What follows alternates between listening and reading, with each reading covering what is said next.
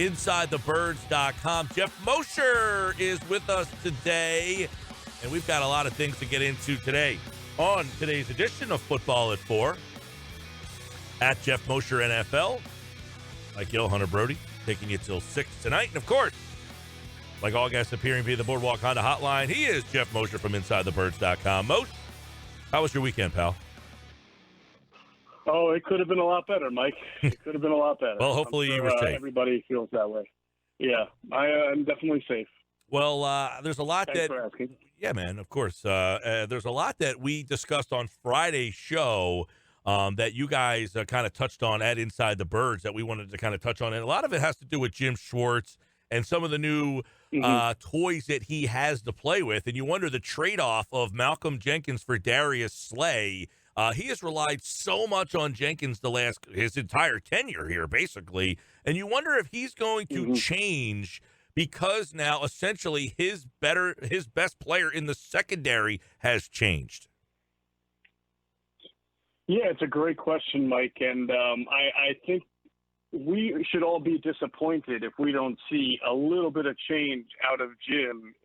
First of all, as you're mentioning, Darius Slay is by far and away the most talented cornerback he's going to have had since he's been here starting in 2016. They acquired some players for him like Leotis McKelvin who were good players at one point, right, but never playing in their prime.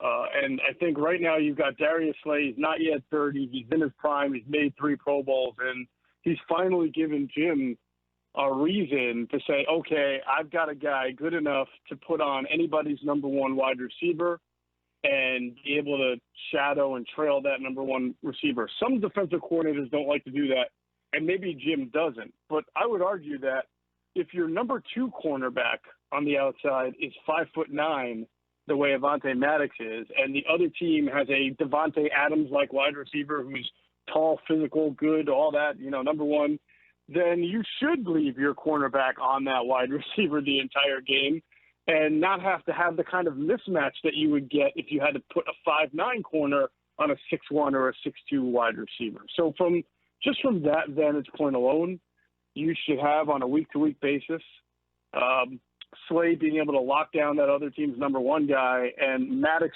should never really have to cover the number one guy. He should be a guy who can cover the number 2 guy, move into the slot if necessary, and be versatile. And then the second part of that, I would say, would just be, and I don't expect Jim to turn into a blitz mania, guy all overnight. He's a big preacher of 4-man rush, but I do think there have been times where he just doesn't trust the blitz because he didn't trust the back end and the coverage on the outside. And maybe now you'll see a little bit more blitzing, not a lot more, just a little bit more, and maybe some more creativity in how he goes about blitzing. The one thing that I always think about when it comes to Jim Schwartz and blitzing is that game against Atlanta last year where the blitz worked the whole entire game, and then he decided to go with the blitz one more time, and then they lost because of it, and the fans were outraged. But those same fans wanted him to blitz for the last how many years? So it just doesn't make sense sometimes. But if Jim Schwartz has a bad season this year, do you think the Eagles move on from him and get a new voice and maybe a new philosophy on the defensive side of the ball? Is this a Hunter Brody video in the making here? Is that the next one? How short of a leash is Jim Schwartz now wearing? Very possible. Fair question, though, because I can tell you, and Adam talked about it as well on the podcast. Jim Schwartz is a respected defensive coordinator. He's a good defensive coordinator. The numbers speak for themselves. But he's a stubborn defensive coordinator. And you know what? That doesn't really separate him from a lot of coaches and coordinators. But his stubbornness, and also he's just he has a very different kind of demeanor about him. I think people understand what I'm talking about. He's very intense and tenacious, and he's not everybody's best friend. So if his defense falls off, if they don't do well, or if these strange home road splits where they're so good at home but so bad on the road were to continue, and if you were to, at the end of 2020, say, wow, you know what, the defense kind of cost them a few really, critical games here, and there was no adjustment, or there was just something that was consistently wrong, I could see the team parting ways with Jim Schwartz. Now, one thing about, we talked about, will he kind of switch up the way that he does things? Do you anticipate that the safety spot he will still utilize in the same way? Will he use Jalen Mills like Malcolm Jenkins? Does he try to mold Kevon Wallace into Malcolm Jenkins? Does he, does he try to recreate what he did with Jenkins with someone on the current roster, or do we see him completely change the way he uses his safeties? Well, I think he's going to have to change whether he wants to or not. I mean, the bottom line is there's nobody in that secondary that can do everything Malcolm Jenkins did in his 1,000-plus snaps every year. But if you go back and look, right, at what Jim has done specifically over the last 2 years when injuries have really hit the secondary hard, whether it was moving Avonte Maddox to safety, whether it was playing guys off the street like Josh Hawkins or getting Cre'Von LeBlanc in there, or switching from being a predominantly nickel team in 2017 to a predominantly dime team in 18, and then nickel and dime last year, they would rotate.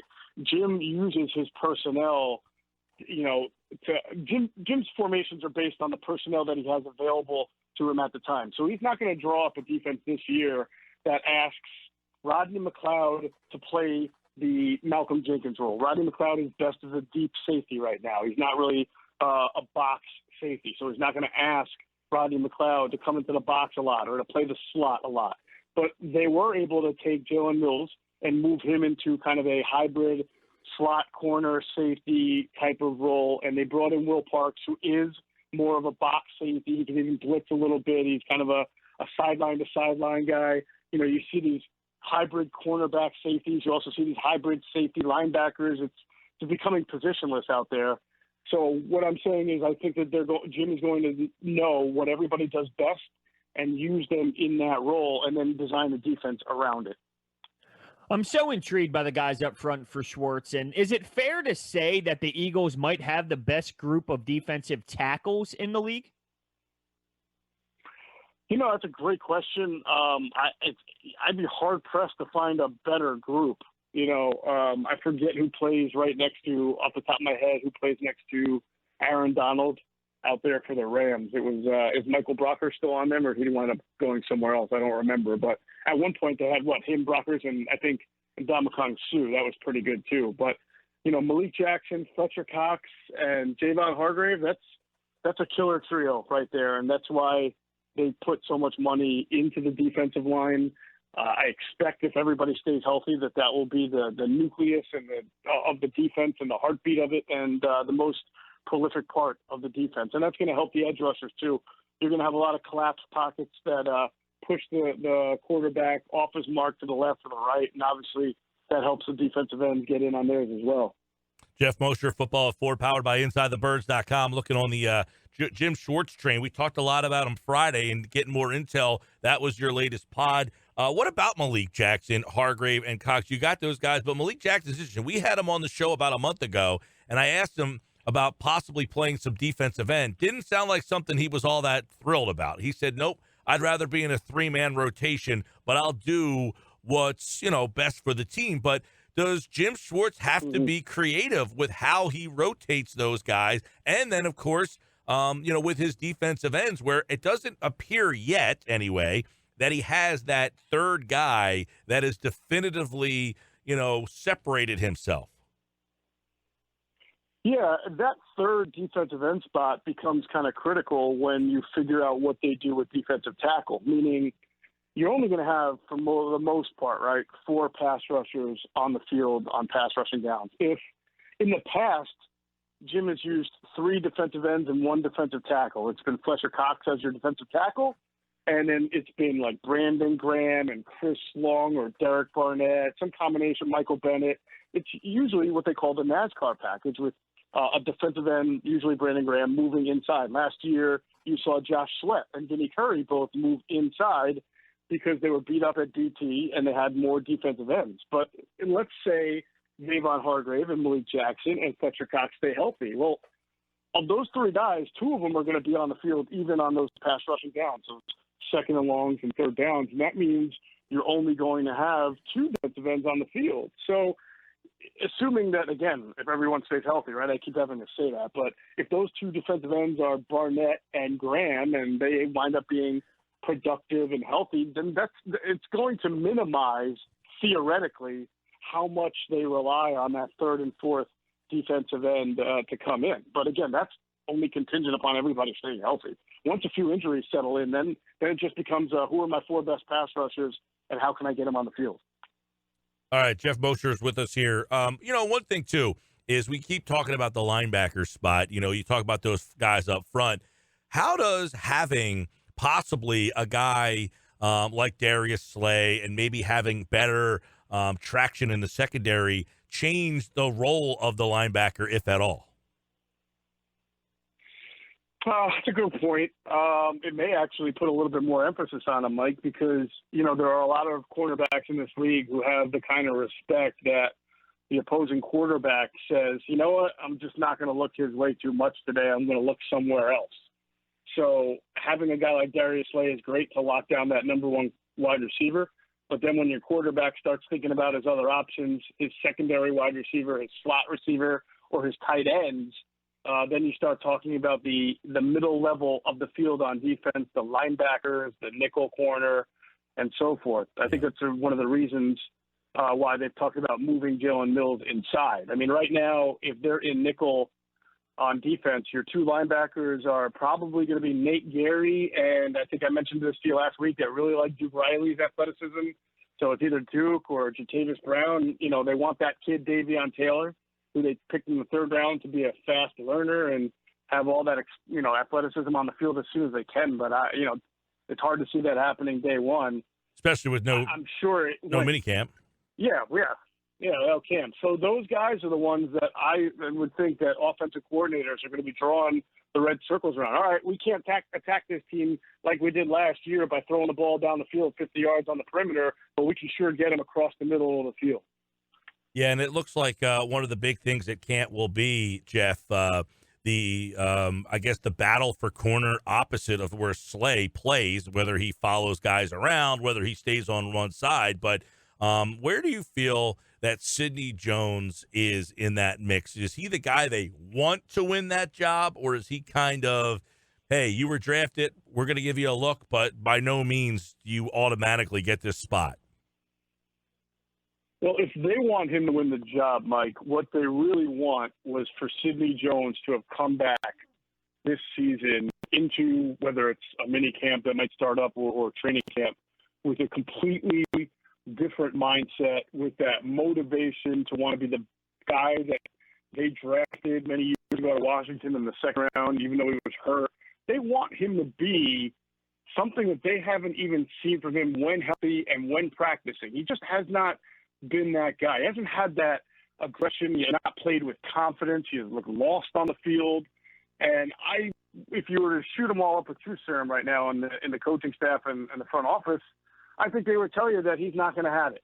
Maybe he's just not one of those guys that's going to, once you get to that NFL level, it's almost like talking about a AAA player who plays well there but not in the majors, and you call him a 4A. Well, right now he's kind of like the equivalent of a 4A guy. He was great in college, but he's not had either the physical, the mental, or whatever makeup to play in the NFL. And I think that's a lot to cure in one off season. So if I'm a betting man, I wouldn't put a lot of money on Sidney Jones, because not only has he not physically been able to play well, but he hasn't endeared himself to the coaches with much of his attitude toward the game or anything else. So I think that they're hoping that you see a completely different Sidney Jones show up to Philadelphia. But really, how often does that happen? Year 4 of a guy's career. It probably happens a little bit, but most of the time by now, you are what you are. Right. So well, I'm a betting man. Put my money on Avante. How much of that do they feel that the injuries have just held him back, and how much of that do they just think that maybe he's not an NFL caliber player that they thought he was? And how much of the injuries, the reason why he's not the player they hoped he would be? Yeah, I mean, that all factors in. And, I mean, you can talk to 5 people and we get 5 different theories on why he isn't what they thought he was going to be. At this point, I feel like the coaching staff is done with trying to figure out why and just focused on, are you going to be the guy that you were supposed to be? And if not, we've got Avonte Maddox, we've got other kids, and we're ready to go ahead. Yeah, and Avonte Maddox, I guess we would all assume that he is a better player in the slot, or do they not think that? Well, I that's think really he's where a we better matchup. Right, that's where we've seen him the most. We haven't really seen him as an outside guy.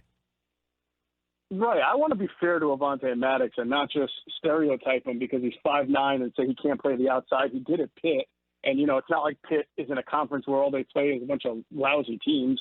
They play some pretty good ones there in Florida State and Clemson, right, who have to have some pretty good wide receivers. So he was good in college. And, look, the reality is in the NFL, you will match up on the outside against guys who are 6'2" and 6'3" and like nicer than you, and that's always going to make it difficult for him no matter what. But, you might be willing to give up a big player to a game if you're getting, better playmaking on those other snaps. And if he can show that he can handle the outside, if that his smarts, his abilities as a football player. The guy is just a football player. He's a good, smart, instinctive, tough football player, and sometimes we don't see enough of those in the league, and especially in secondary. So if he can make enough plays that you can live with the occasional 50-50 ball he's going to lose to a taller receiver, then you'll be all right there.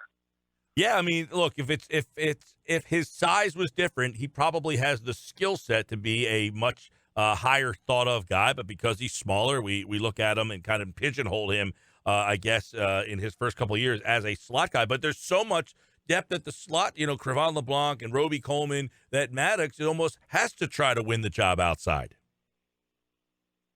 He really does. I mean, he's got to try to win the job. Well, he can't. It's either that Sidney Jones came back like an unbelievable robo cornerback, right, that we weren't expecting, or that Avonte Maddox himself either got hurt or just really struggled to pick up the concepts, which I can't see happening because, again, he's played there on the outside. It would almost be the epic fail term that we use so often if Avonte Maddox can't, win that outside job. And you're right, because of Nickel Roby-Coleman there, it almost makes it seem like they have to, unless they want to start. Let's say Sidney comes back and he is amazing. Maybe then you want to start looking at Avonte Maddox back at safety because they really only have 4 safeties there. Has Maddox played any safety? Yeah, do you remember 2 years ago when he played safety for the Philadelphia Eagles and played it pretty well? Who, Avonte Maddox? No, I don't remember him playing safety. You serious, brother? Avonte Maddox You remember when Avonte Maddox played safety as a rookie for about 5 or 6 games? Oh, I don't remember that, no. Remember he had an interception? In his first game against Tennessee, he had an interception right before halftime. Yeah. No, I don't. They moved him to safety. I don't remember that. Remember John McMullen would talk to you about how Jim Schwartz was so very forward-thinking because Schwartz got blasted for it. Schwartz said, what are you doing, taking a rookie corner and putting him at safety when you had backup safeties? And we were talking about how it's a passing league, and, he's a cornerback by trade, and he's smart. Yeah, he played safety. Rod tore up his knee that year, and they just didn't have anybody they felt comfortable with putting in the spot. I don't remember that. I'm looking, I'm going back to his snap counts on Pro Football Reference. They have him playing corner only. I have to. No, I don't remember him playing safety. So I guess he has played safety, is to answer the question. Yes, he has definitely played safety because not only was McLeod hurt, but I think Corey Graham got hurt as well. So. Yeah. Now, maybe Pro PFF or whoever does the charts kind of considered him just more of an interior corner than somebody. He was a safety. Yeah, Pro Football Reference. Yeah, they have his snap counts for both years. They have him playing right corner, left corner, but no safety. And he's played, 52% of the defensive snaps in 18 and 51% of the snaps last year. So he's a guy now that they should at least know what they can get from him. I mean, he's a scrappy guy, and him – Cre'Von LeBlanc is similar, and a lot of people, including Andrew DeCecco, really think Roby Coleman could be one of the premier guys at that position at the inside corner. One thing that this team really likes about Roby Coleman, Mike, is that he gets his hands on the football a lot, and the Eagles have really struggled with turnover production over the last few years. I believe, and I don't have the stats in front of me, but that Roby Coleman is among the leaders in PBUs, pass breakups, from the slot over the last 2 or 3 years. He's just very good at getting his hands on the football, not necessarily always turning them into interceptions, but breaking up passes, it's enormous. I mean, that's a really big, third down, you're trying to get off the field, and you got a guy like that to be able to not just, lose on a 50-50 ball because he can break it up somehow, even though he's only 5'8".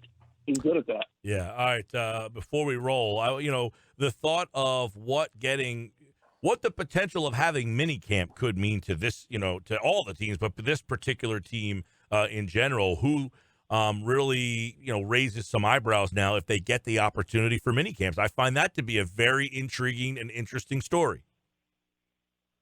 Yeah, what I think would be interesting is how would Doug run a one week minicamp if it's 3 or 4 or 5 days, right? And how much time would the league agree to give these guys if it's extended time? And knowing that it's 1 week, because camps are divided sometimes. You work on different install drills in different camps, and then by the final OTA or final voluntary minicamp, whatever it's called, you actually start practicing some things you would do against division opponents. So it would be very interesting to see what Doug decided to focus the most on, limited minicamp time. Obviously, you would have to think he's just trying to get these guys acclimated to the playbook. So he would probably scale things down and make sure the rookies, especially, and the newcomers knew what they were doing. All right. Hopefully that happens. You think there's do you feel that there is a good possibility that we could see a mini camp in June? Man, I'm 50-50 on it. And I know that's a cop-out, but I feel like there's a lot of unanswered questions. I just wanted more information. How do they plan to pull it off? Where are the guys changing? Are they in the locker room? Is it normal? Everybody on the field? There's just a lot of information that I would like to see before making that. It just feels, though, Moshe, that the NFL. I think they'll try. It just feels that the NFL is just like, you know what? We're not stepping back. We're not letting anything deter what we really want to do. It does feel that way, but I know that they're smarter than just thinking that they're going to do whatever they do normally. So I have to believe that they've got a lot of different types of contingency plans, and I'm interested in seeing how they plan to pull this off. Is every state reopened now that has an NFL team? That has to happen first.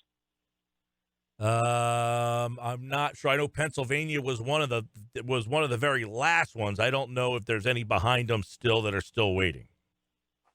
Right. I thought there were still 1 or 2 more states that haven't reopened fully enough for sports. So, and where's California at on that? Do we know? I think they're okay. I'm not 100%.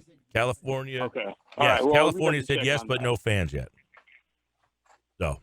Okay, that's fine as well because practice is practice. So right, exactly. Yeah, we'll see what happens. I know they want to try. I would think that if it came down to it, there's only 1 or 2 that they could go to a neighboring place potentially. Like if Pennsylvania wasn't open, the Eagles could essentially go to New Jersey and try to get some stuff done. No? Yes, some teams would be able to do that, I would think. All right, Football at 4, powered by InsideTheBirds.com. Geoff Mosher with us today, and he, like all guests, appeared via the Boardwalk Honda hotline. And just like that, Jim Schwartz, good conversation. Check it out later up on the YouTube channel, InsideTheBirds.com. And tomorrow, Andrew DeCecco will talk a little Eagles and NFL with us. Thanks, pal. All right, thank you, guys. All right, Geoff Mosher from InsideTheBirds.com is today's Football at 4.